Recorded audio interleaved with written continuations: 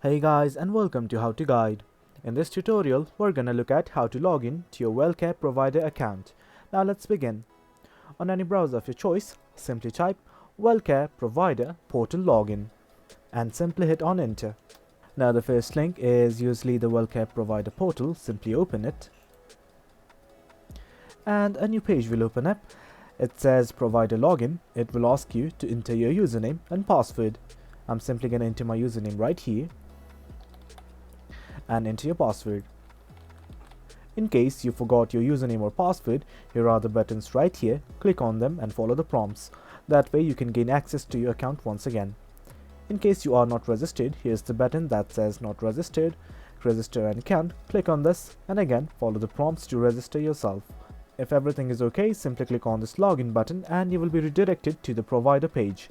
Well guys, that's it for the video. That's how you log in to your Wellcare provider portal. Hope you guys found this video informative, and for more content like this, do remember to hit like, share and subscribe. Thank you.